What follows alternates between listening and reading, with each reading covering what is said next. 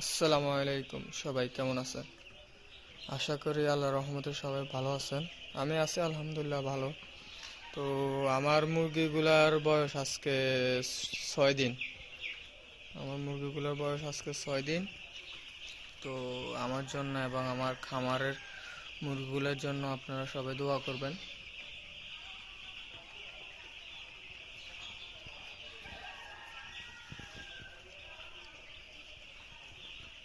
আলহামদুলিল্লাহ মুরগিগুলা সুস্থ আছে।